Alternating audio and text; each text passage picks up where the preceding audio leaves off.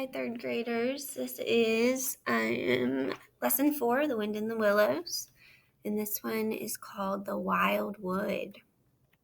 So what have we learned so far? So what do you see in this picture? I see trees and nature and pictures that represent the 4 seasons. What are the seasons that we've had so far in The Wind in the Willows? If you remember, there have been clues as to what season it is. So at the beginning, what was Mole doing in his house? That's right, he was spring cleaning. So our story starts out in the spring. But then if you remember that when the last chapter we had with the open road, we hear that it's actually summertime. So the 2 seasons we haven't had so far are fall and winter. So see if you can listen to the read-alouds that we do after this and see what season it is. That's part of the setting when the story takes place. So the season is part of the setting. All right, so what have we learned already? We have learned the difference between dialogue and narration. So dialogue is when the characters are talking, and just like you see in red here, it is between quotation marks. Okay, so hello, Ratty, said Mole. Dialogue is hello, Ratty, because Mole is a character and he's saying it. Said Mole is narration, right? So Rat doesn't hear the part that says said Mole. That part's for the reader. The reader needs to know who it is that said hello, Ratty. So the narration tells us said Mole, that it was Mole who said it. So what is perspective? Right? Perspective is how someone sees or experiences something. So we've been following the perspective of Mole so far. We followed Mole around. We know how he's feeling. We know what he says. Sometimes we know what he thinks, right? So we know that it's Mole's perspective we've seen so far. And this is a literary tool that the author uses to help the reader understand the story. So the author might change the perspective. In fact, soon the author will change the perspective. So listen carefully to see if we start following someone else around. So it helps us experience what we are learning more about when we're reading more about the story. So it shifts from one character to another. We're going to see how it shifts in this read aloud. Okay, here's some of our vocabulary. See if you can hear some of these words as we're reading the story. Domestic is an adjective, which means it's a describing word. It describes something. Domestic means relating to the house or household items. An example is cooking pans, knives, and forks are domestic items usually found in the kitchen. Evasively. That's an adverb. It describes a verb. Not entirely truthful or direct in order to avoid something unpleasant, evasively. Katie answered her mother evasively, not wanting to tell her the truth that she had lost her lunchbox. Uh-oh. Next word is feeble. This is an adjective, which means it's a descriptive word. It means weak, having little energy. Evelyn took care of the feeble kitten until it was healthy. Next word is heartily. Heartily is an adverb, so it describes a verb. It means enthusiastically, with like lots of excitement. You're really for it. An example is the spectators cheered heartily as their nation won the gold medal at the Olympics. The last word is postpone. And this is a verb, so it's something you do. To put off or reschedule for a later time, or to delay. Because of the oncoming blizzard, the principal decided to postpone the school play until next week. So the title of this chapter is The Wild Wood. What do you see in this image? Look at this picture. Illustrations in a story really help us understand what's going on. So when you look at this illustration, what can you see is happening? And what do you think is going to happen? Do you remember the conversation Rat and Mole had about the wildwood and how Rat said not to go there and how Rat said someone lives there, right? But then there's some creatures that are not very nice that live in the wildwood. So think about that as we're about to read The Wildwood.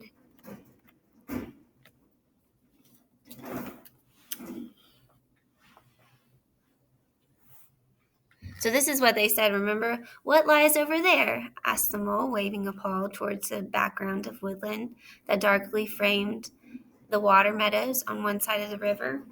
Well, replied the rat hesitantly, that's the wildwood. We don't go there very often. Are there scary creatures there? Mole asked, trying not to tremble. The squirrels are all right, Rat replied, and the rabbits. Some of them, but rabbits are a mixed lot. And then there's Badger, of course.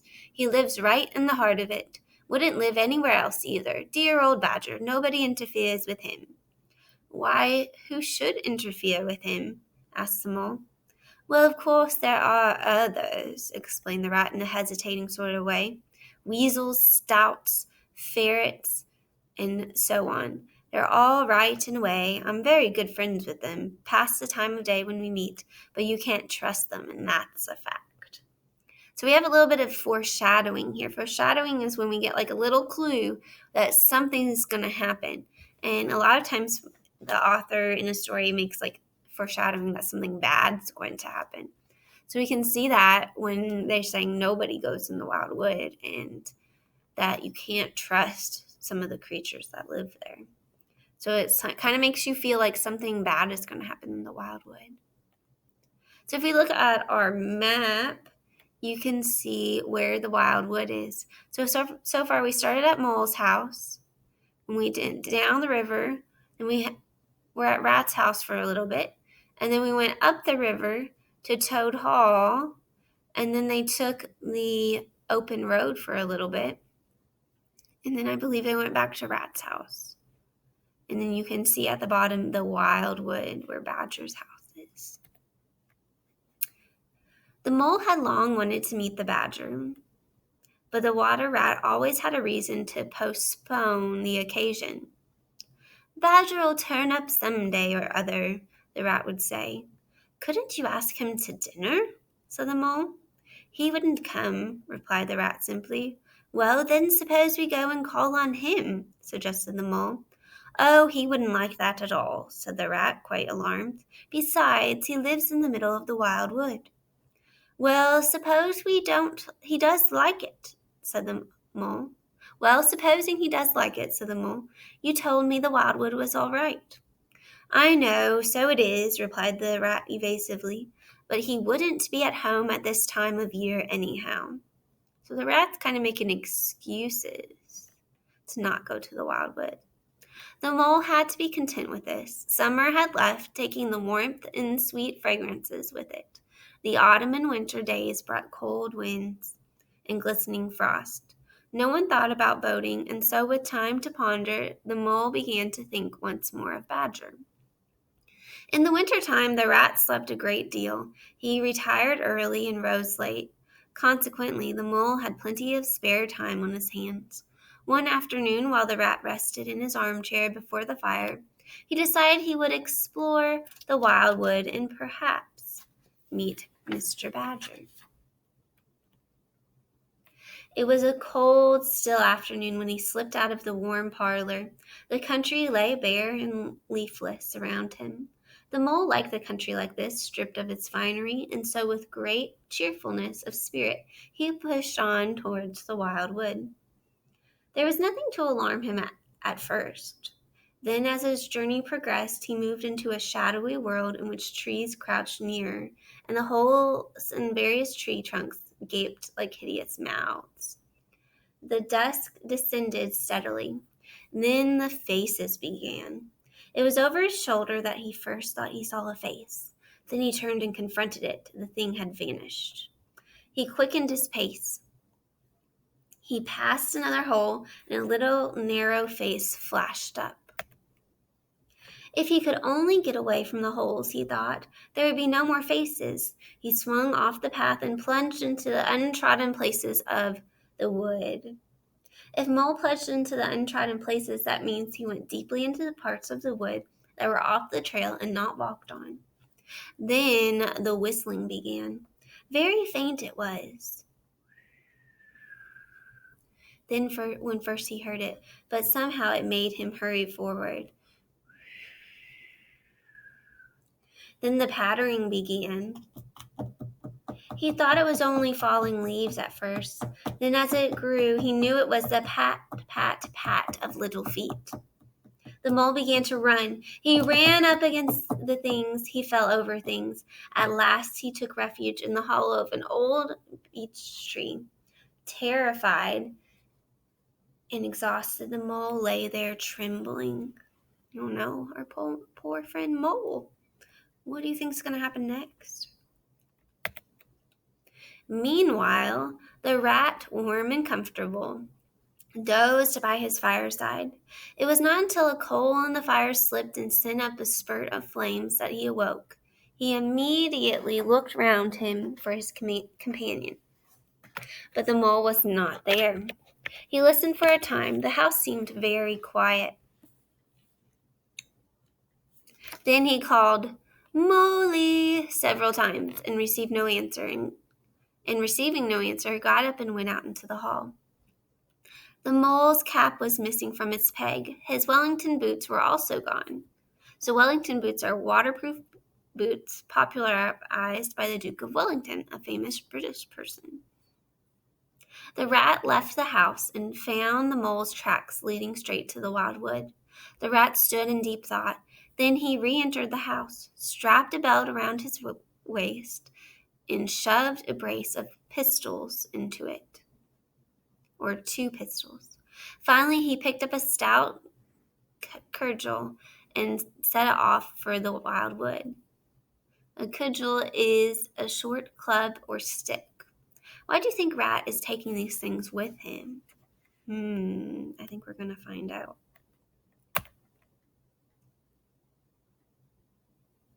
It was already getting towards dusk when he reached the wood. As he moved among the trees, the rat looked about for his friend. Here and there, wicked little faces popped out of holes, but vanished immediately at the sight of such a well-armed creature. The rat called out to his friend for an hour or more, when at last he heard a little answering cry. Yes! Guided by the sound, he made his way to an old beech tree with a hole in it. From out of the hole came a feeble voice saying, "Ratty, is that really you?" The rat crept into the hole, and there he found the mole. "Oh, Rat," he cried, "I've been so frightened." "Oh, I quite understand," said the rat soothingly. "We river dwellers hardly ever come here by ourselves." "Surely the brave Mr. Toad wouldn't mind coming here by himself, would he?" inquired the mole. "Old Toad," said the rat, laughing heartily. "He wouldn't show his face here alone for anything." The mole was greatly cheered by the sound of the rat's laughter. "Now then," said the rat, "we really must take a start for home." "Dear Ratty," said the poor mole, "you must let me rest a while longer." "Oh, all right," said the rat. "It's nearly pitch dark now, and there ought to be a bit of a moon later." So the mole snuggled down and went to sleep, while the rat lay patiently waiting with a pistol in his paw. When at last the mole woke up, the rat said, "Now then, I'll just take a look outside and see if everything's quiet. Then we really must be off." He went to the entrance and put his head out. "What's up, Ratty?" asked the mole. "Snow is up," replied the rat briefly, "or rather down." The mole came and crouched beside him and looked out, saw that a gleaming carpet of fine powder was springing up everywhere. "Well, it can't be helped," said the rat. "We must make a start. The worst of it is, I don't exactly know where we are. And now the snow makes everything look so different." Uh-oh, it sounds like they have another problem. It did indeed. Nevertheless, they set out bravely. An hour or two later, they realized that they were lost. They sat down on a fallen tree trunk to rest. "We can't sit here for very long," said the rat. "The snow will soon be too deep for us to wade through." He peered about him and considered. "Look here," he said on. "There's a dell down there in front of us." So a dell is a small wooded valley, like in the song The Farmer in the Dell. "Let's make our way down into that and try and find some sort of shelter." So once more they plodded onward. As they searched for a corner that was dry, the mole tripped and fell forward on his face. "Oh, my leg!" he cried. "Oh, my poor shin!" "Poor old mole," said the rat kindly. "You don't seem to be having very much luck today. Let's have a look at the leg." "I must have tripped over a hidden branch or a stump," said the mole miserably. "It's a very clean cut," said the rat, examining it. "It looks as if it was made by a sharp edge of something made of metal." "Well, never mind what done it," said the mole, forgetting his grammar in his pain. "It hurts just the same, whatever's done it." So mole is not using good grammar. What is the correct way to say this? Well, never mind what did it, right? But the rat, after carefully tying up the leg with his handkerchief, was busy scraping in the snow. He scratched and shoveled while the mole waited impatiently. Suddenly the rat cried, "Hooray!" "What have you found, Ratty?" asked the mole. "Come and see," said the delighted rat. The mole hobbled up to the spot and had a good look. "Well," he said at last slowly, "I see it right enough, a door scraper.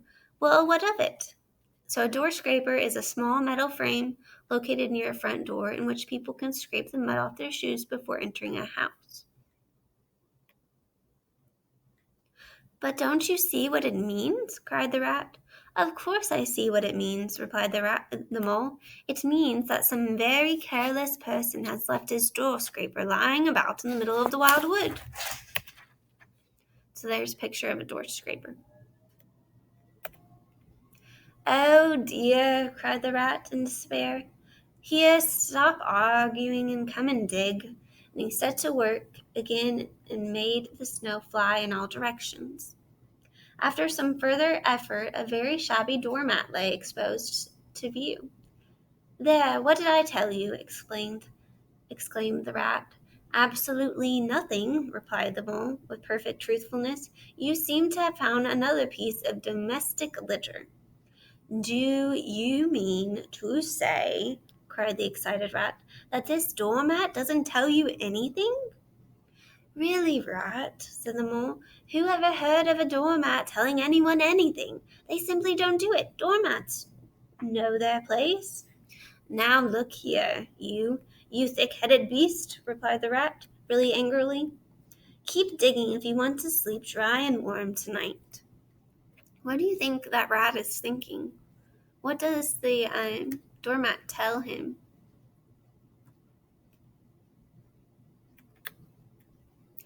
The rat used his cudgel, attacked a snowbank with great ferocity.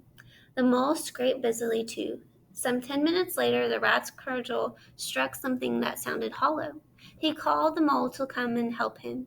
Before long, their efforts were rewarded, for there in the side of a snowbank stood a little door. An iron bell pull hung by the side. Below the bell, on a small brass plate, were the moonlit words, "Mr. Badger."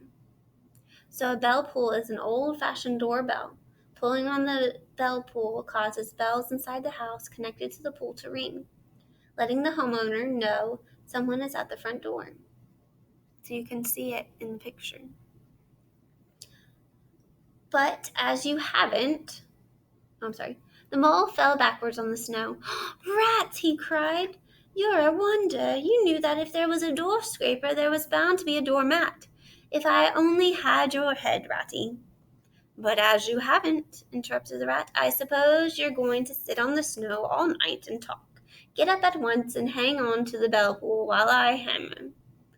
"Do you think Mr. Badger is at home?" We'll find out in the next read aloud. So will they see Mr. Badger? So were your predictions right? Did you predict what you thought would happen in the wildwood? Which season is this chapter set in? That's right, this chapter is set in winter. How do you know?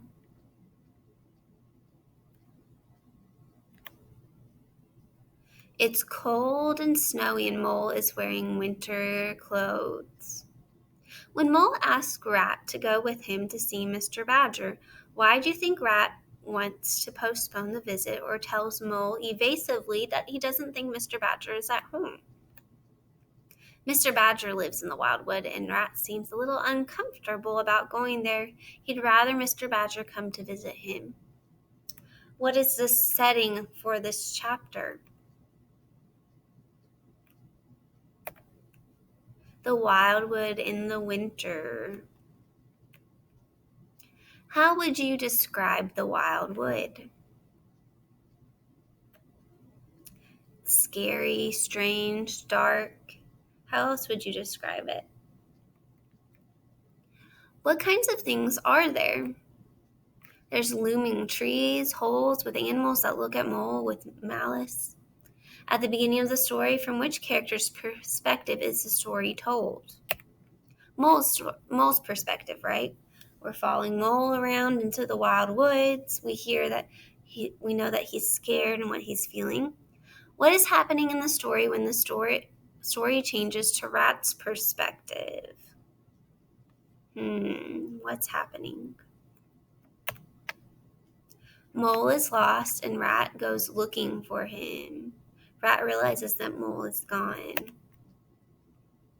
How does Rat find Mole in the wild wood? Rat goes armed with pistol to the wild wood and calls to Mole for more than an hour until he hears Mole's feeble answer. Rat, is that you? How does Rat answer Mole's question about whether or not Mr. Toad would go to the wild wood? Rat laughs heartily, and what does he say? Old Toad, he wouldn't show his face here alone for anything, right? It makes it sound like Toad would be scared to go in the wildwood by himself. How do Rat and Mole find Mr. Badger's door? Mole stumbles on the door scraper. Then Rat finds the doormat, which Mole calls another piece of domestic litter, and then they find the door by searching through the snow. So in the previous lessons, we learned about the themes of friendship, loyalty, responsibility, and irresponsibility. What are some examples of these themes in this chapter? So give me a theme, an example of which character shows it and how. Just pick one.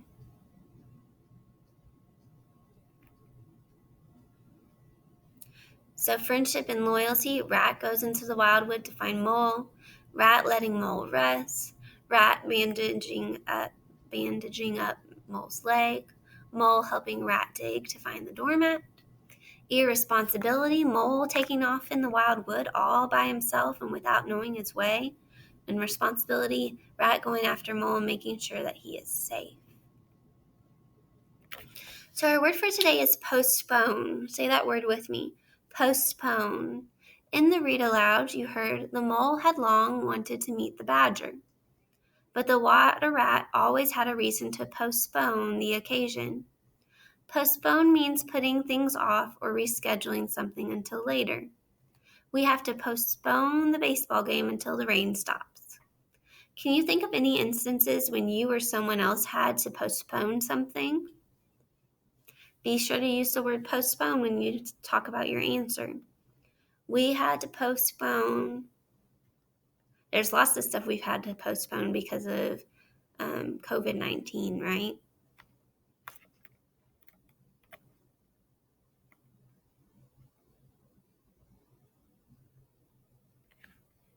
All right. Good job, guys. That's going to be the end for today. Make sure you've answered all the questions in the Ed Puzzle.